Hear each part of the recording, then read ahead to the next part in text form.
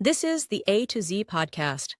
Expert insights on leadership, business, real estate, investing, and growth. When you study those successful startups that went public and those that are bought by strategic buyers, and those startups that scaled became multi-billion dollar companies, but they decided to stay private. These startups have one thing in common. That is, they have among the ranks, among the core team, people who have executive mentality and capabilities. Think about it. Startups don't have any problem in attracting executives into the board of directors and in the board of advisors. But here is the problem. When you attract people who have executive mentality and capabilities into your board, in most cases, they come with their money. They invest their own capital. And in return, what you give them seat in the board, which means they're going to be decision makers. On the other hand, people who come to your board of advisors, they don't come with capital. In most cases, they come with their weight, which means with their experience, talent, and time. These groups of people, you may find them, and they are available once per year, or maybe once per quarter, maybe once per month. They're not there on a daily basis. They're not part of your core team. And therefore, for you to scale and become successful, you need some core team members who have executive psychology and skill sets. Today, what I'm going to do is I'm going to share with you the 3 stages of leadership development and the kind of mentality and capabilities each stage requires for you to succeed. This is very important to you. You could be a founder of a startup or aspiring to open a startup company, because you could be able to see where you are. And also, you could be able to audit your team and see how many of your people have executive psychology and the ability to execute at executive level. Most importantly, going forward, when you attract someone to your core team or attract decision makers within your team, what you should do first audit to see whether they have executive level mentality and capabilities. Let's first talk about the 3 stages of leadership. The first one is emerging leadership. Second one is middle leadership. And the third one is senior leadership. There is always misunderstanding about senior leadership. People think senior leaders are old people. That's not the case. Somebody could be young, and at the same time, they may occupy a senior leadership position. Now, I'm going to use like 4 metrics that are going to help you understand what it takes to succeed at each level. Let's first start with the role. Executives, they have a role to give direction so that the startup could be able to achieve its mission, cast a vision, impart values, choose the right strategies. Middle leadership, their most important role is bridging between the executive and the emerging leaders. And emerging leaders, the most important role that they have is execution. Let's talk about responsibilities. Executives, their most important responsibility is making sure that they focus on the high level, the greater good. And their job is making sure that they provide direction. Middle leaders, they are at the middle, making sure that they help them, the executives, translate that into actionable items. Could be projects, initiatives, or tasks. Emerging leaders, their most important responsibility is translating those big picture into results. Of course, executives, the most important thing they should do is focusing on the institution. Middle leaders, they focus on systems. Emerging leaders, they focus on processes. Think about this. Executives these are CEOs, executives like VPs leading this function or that department. Middle leaders are, in most cases, portfolio managers. They have different teams and projects that they lead. Emerging leaders, in most cases, these are supervisors, team leaders, and project managers. They are leading one team or one project. And their focus, responsibilities, and roles are different. You cannot bring an emerging leader who's leading a team or a project and expect them to function at executive level.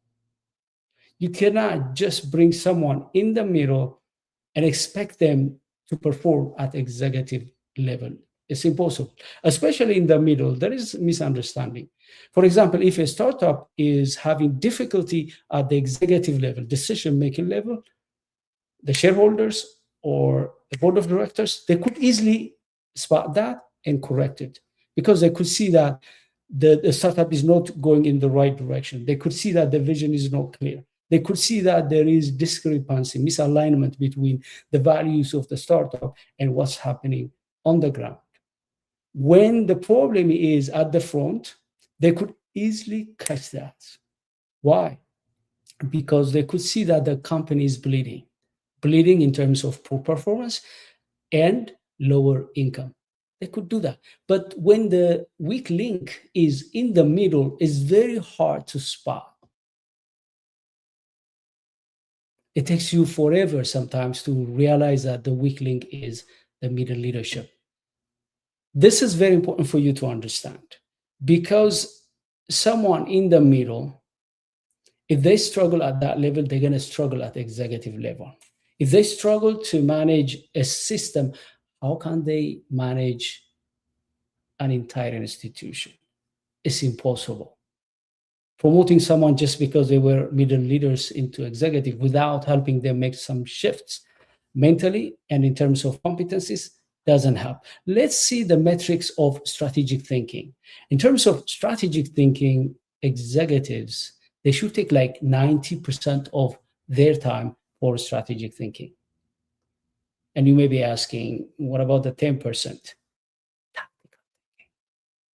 Especially if the executive never been in the emerging and middle level leadership roles, they have never executed.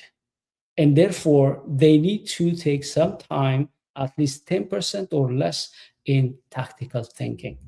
Think about this. If somebody is an executive and they have the executive mentality, but if they have never executed, they can still be in that role, but they need to take time to think how the vision or the grand goal or the strategies that they are coming up with are implementable.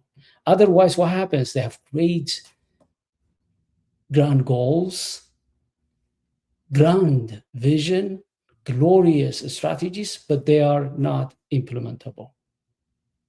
Middle leaders, they need to have like 50-50, 50% strategic thinking, 50% tactical thinking. Why? Because they need to spend some time to understand the strategies, the big picture the executives are coming up with, and translate them into tactical artifacts so that the people at the front, these are the emerging leaders, they could be able to implement them.